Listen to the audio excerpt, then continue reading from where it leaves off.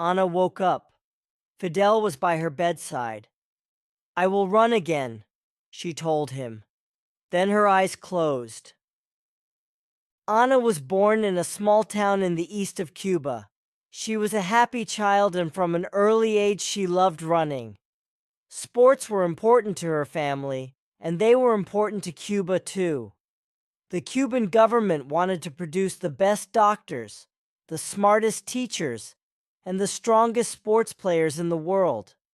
There were special government schools for intelligent young scientists and for children who were good at sports.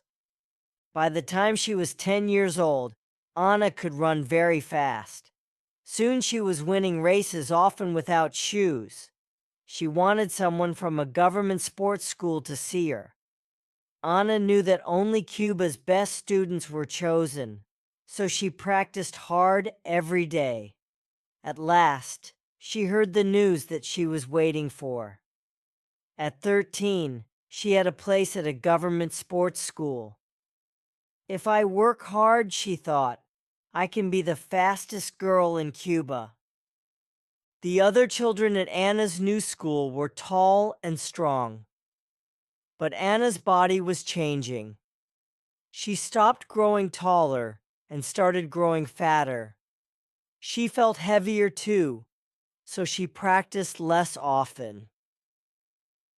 Anna's future did not seem bright and exciting to her now.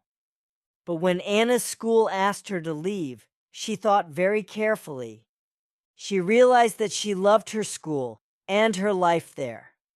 It was her dream, and she did not want to lose it.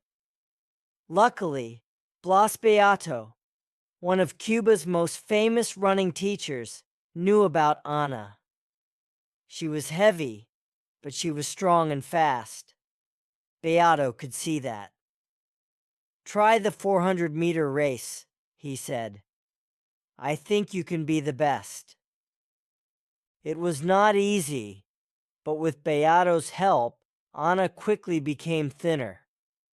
She pushed her body hard and began winning races at school again. Soon she was the fastest girl in Cuba at 400 and 800 meters. Her mind became stronger too. She learned to fight against pain and to believe in her dreams. Anna finished school and practiced harder and longer every day. In 1987, she won 2 gold medals at the Pan American Games in Indianapolis, in the U.S., and in 1989, she won all of her 800-meter races. Anna was very proud to run for her country. Now her name was famous around the world.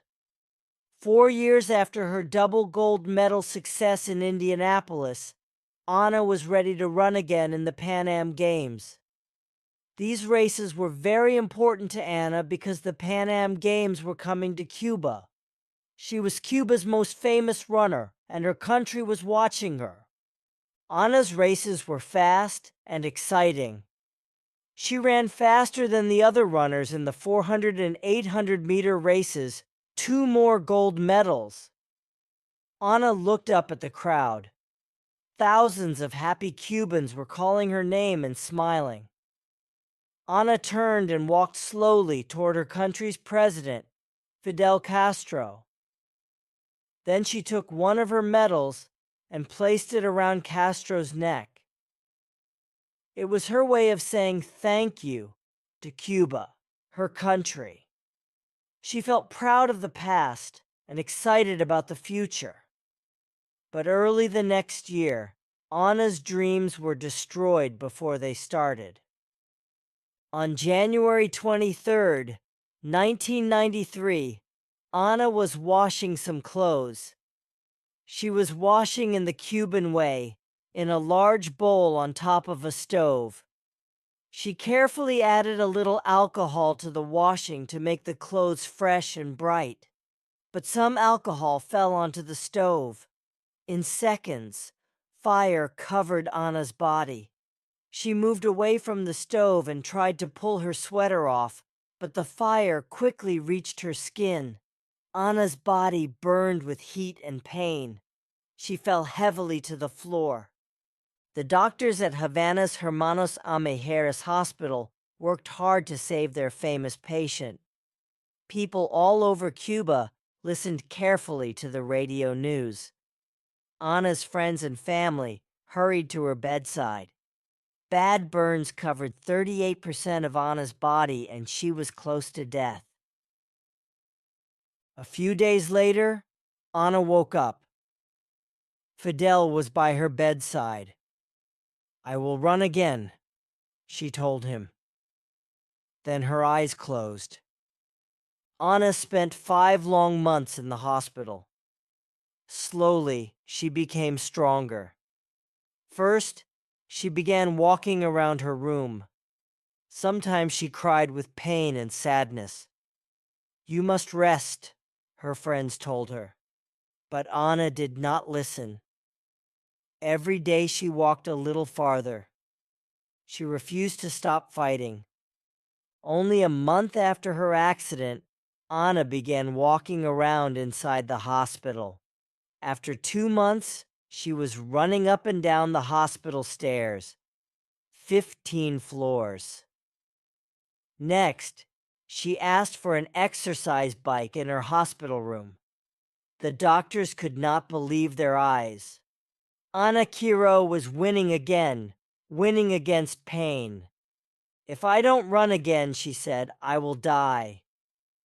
The skin on Anna's hands, arms, and stomach was very badly burned. She could not move the top part of her body freely. It was very difficult for her to walk without pain. It was almost impossible to run well. But Cuba's best doctors carefully repaired her body. It was hard, slow work. Anna went home and started running outside, but the sun's heat was too strong for her. Her skin was weak and it burned very easily. She could only practice very early in the morning and late at night. This problem did not stop her. Anna worked hard that year. She wanted to run for her country again. But she was in her 30s now, too old for an international runner, people said. Anna did not agree. In 1993, the same year as her terrible accident, she ran at the Central American and Caribbean Games in Puerto Rico. Anna was not able to move her arms or head easily at this time, but she surprised everyone. She ran well and won a silver medal in the 800-meter race. The crowd loved it. "She won the silver medal in the race," Castro said, "but she won a great gold medal for courage." By 1995, Anna was running internationally. That summer, she won the gold medal for 800 meters in the World Games in Stockholm, Sweden. She was one of the fastest women in the world again. "In my most difficult times," she said, "I didn't think that I could come back so strongly." Anna raced many strong young runners in 1996. At 33 years old, she was often the oldest woman in her race. But now it was almost time to rest her body and mind. There was one more important race to run. "If I can run in the Olympic Games again, I will be happy," she said. The 1996 Olympic Games were in Atlanta, U.S. Some of the fastest women of all time were there. Maria Mutola of Mozambique, the American Meredith Rainey, and Svetlana of Russia. The early races were very hard for Anna, but she ran fast and well. Now in the final, she could race against the world's best runners at the Olympics one more time. In her mind, this was her last big race. The other women were younger and stronger. Anna was happy to be with them. "I will run as fast as possible," she thought. It was a difficult race, but Anna won the silver medal. She was less than a second behind Masterkova. Anna walked off the airplane at Havana into the warm Cuban air. It was good to be home, She was Cuba's most famous and favorite runner. Running and my country saved my life, she explained. When I started running again, that gave me life. Ana Quiro's fight against pain and illness is an example of courage for us all. The end.